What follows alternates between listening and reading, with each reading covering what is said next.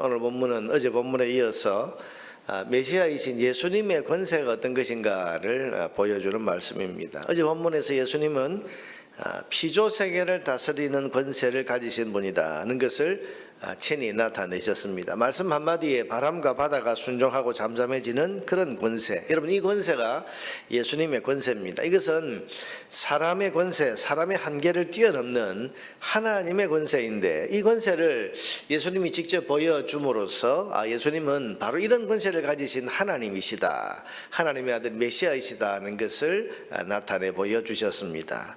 자, 이어진 오늘 본문에서 예수님은 또 권세를 보여주시는데, 그것은 악한 영을 다스리시는 권세를 가지신 분이다는 것을 지금 나타내주고 계십니다. 여러분, 귀신의 힘은 사람의 힘으로 어찌할 수가 없습니다. 여러분, 사람이 귀신을 이길 수 없다, 그렇게 흔히들 말하는데, 귀신이라고 하는 것은 영적인 존재이고 또 그 배후에 마귀가 있기 때문에 강한 힘을 가지고 있습니다.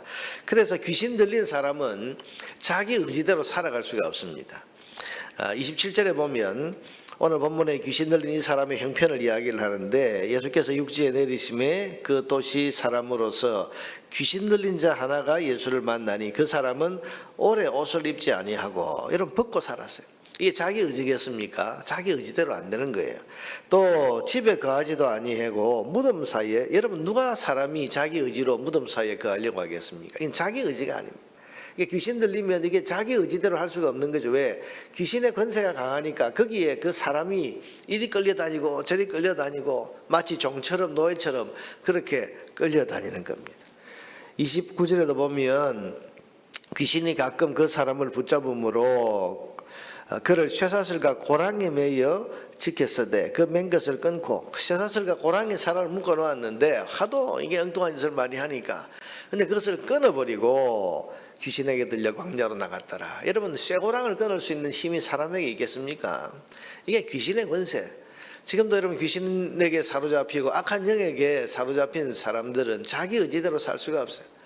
흔히들 어떤 분들은 말하기를 중독, 알코올 중독, 마약 중독, 이 중독에, 여러분 사람이 중독에 빠지면요 자기 의지대로 할 수가 없지 않습니까?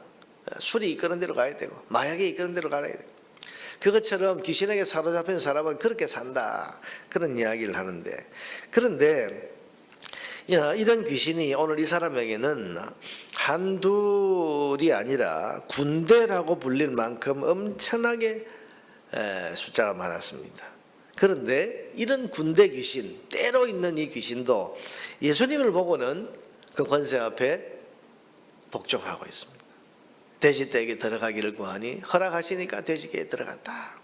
자, 이것은 악한 영을 다스리시는 권세가 예수님께 있다는 것을 보여주신 것입니다. 그 결과 여러분, 귀신에 사로잡힌 사람은 예수님을 만남으로 온전하게 회복이 되었습니다. 35절에 보니까 사람들이 그 이루어진 일을 보러 나와서 예수께 이르러 귀신 나간 사람이 옷을 입고, 다시 이 사람 옷을 입었습니다. 정상적인 생활로 오늘 돌아온 겁니다. 정신이 온전하여 예수의 발치에 앉아 있었다. 회복이 되는 겁니다. 자, 여러분 보세요.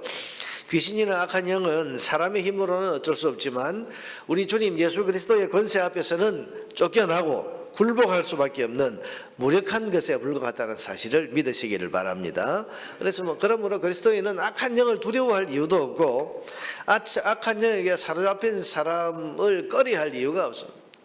우리가 분명히 가지고 있어야 될 믿음과 확신이 무엇인가 하면 예수님의 권세, 예수님은 하나님 아들 메시아이신 그런 하나님의 권세를 가진 분이기 때문에 예수 앞에는 어떤 악한 영도 어떤 귀신도 굴복하고 쫓겨나고 복종할 수밖에 없다는 사실, 이것을 확실하게 믿는 믿음이 있어야 성도는 악한 영의 괴계 앞에 두려워 떨지 않을 수 있는 겁니다. 여러분, 우리의 힘이 아니라 우리 주 예수 그리스도의 권세 앞에 쫓겨나고 무릎 꿇을 수밖에 없기 때문에 우리는 항상 예수님의 권세를 의지해서 대적하고 물리칠 수 있어야 됩니다. 겁먹으면 안 됩니다. 우리 주님의 권세가 바로 하나님의 권세이기 때문입니다. 둘째로 오늘 본문을 보면 참 답답하고 서글프게 느껴지는 것이 뭔가 하면 이 거라사 사람들이 가진 가치관입니다. 34절에서 37절 말씀을 보면 귀신 들린 사람을 예수님이 온전하게 만들어 놓으셨는데, 여러분 이걸 보고 이 거라사 사람들이 어떤 반응을 보였습니까? 36절에 보니까 두려워했다. 여러분, 예수님을 두려워한 것까지는 이해가 됩니다. 그런데 36절에 귀신 들렸던 자가 어떻게 구원받았는지를 본 자들이 그들에게 이르매 거라사인의 땅 근방 모든 백성이 크게 두려워하여 예수께 떠나시기를 구하더라. 예수님을 우리 이 거라사에서 좀 나가주세요 밀어냈습니다.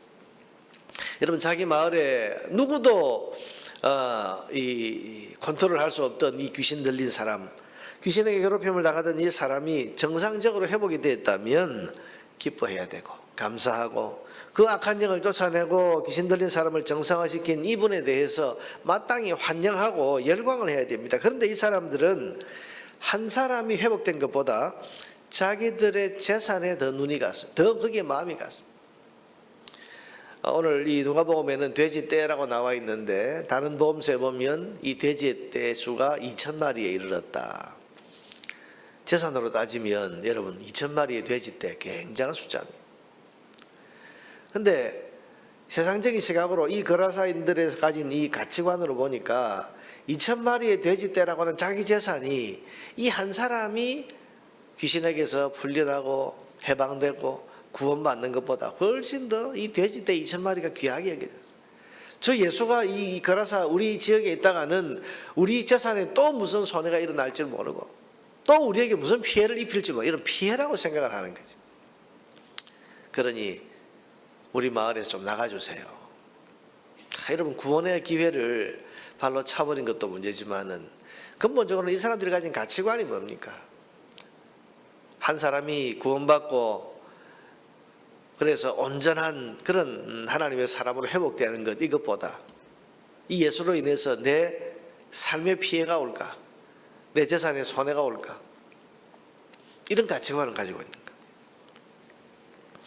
무엇을 더 소중하게 여기느냐 하는 것인데, 사랑하는 여러분, 오늘 저와 여러분에게는 한 사람의 영혼값이 정말 귀한지, 아니면 돼지떼와 같은 내 삶, 내 재산, 이것이 더 귀하게 느껴지는지. 여러분, 우리가 영적인 은혜를 누리고 한 영혼을 구원하는 일을 세상 그 어떤 가치보다도 더 귀하게 여기는 이런 영적인 가치관을 성도는 가지고 살아야 됩니다. 그래야 우리가 하나님의 뜻대로 살아갈 수가 있는 겁니다.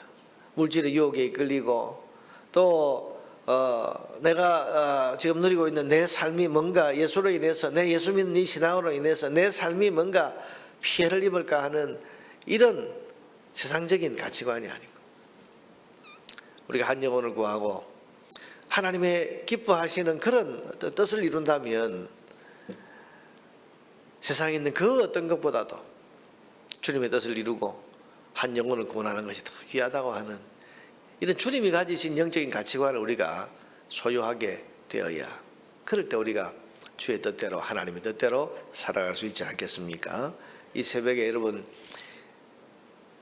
주님으로 인해서 한 사람이 구원받고 한 영혼이 하나님의 사람으로 온전케 되는 이 일을 우리가 더 소중히 여기는 이런 주님의 가치관을 우리도 가지고 살 수 있게 되기를 주님 앞에 간구하면서, 이런 영적 가치관을 가지고 주님 앞에 날마다 살아갈 수 있는 그런 우리 자신이 될 수 있기를 하나님 앞에 구하는 그런 기도의 시간이 되기를 바랍니다. 세 번째로 오늘 본문은 은혜 이후에 힘써 해야 할 일이 뭔가를 가르쳐 줍니다. 이런 38절 39절에 보니까 귀신 나간 사람이 함께 있기를 구하였으나 예수께서 그를 보내시며 이르시되 집으로 돌아. 여러분, 이 사람이 예수님 곁에 함께 있기를 원했습니다. 그런데 주님께서 이 사람이 하신 말씀이 뭔가 하면 집으로 돌아가 하나님이 내게 어떻게 큰 일을 행하셨는지를 말하라 하시니, 이게 지금 이 사람이 해야 될 일이에요. 그래서 그가 가서 예수께서 자기에게 어떻게 큰 일 행하셨는지를 온 성내에 전파하니라.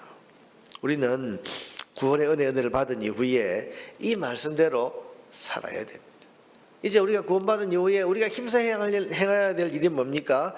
내게 임하신 하나님의 큰 일을 말하는 것이고, 하나님이 내게 이루어 주신 놀랍고 감사한 일을 항상 늘 내가 만나는 사람들에게 전하고 말하는 것, 이것이 구원의 은혜를 받은 우리가 평생 세상에서 해야 할 소중한 일입니다. 오늘도 우리는 삶의 현장에서 살아가면서 하나님께서 나에게 행하신 큰일, 하나님이 내게 이루어 주신 그 놀랍고 감사한 일, 그 일을 우리 삶의 현장에서 끊임없이 전하고 끊임없이 말하는 오늘 주님의 뜻대로 하루의 삶을 살아갈 수 있는 저와 여러분 되기를 주님의 이름으로 축복합니다.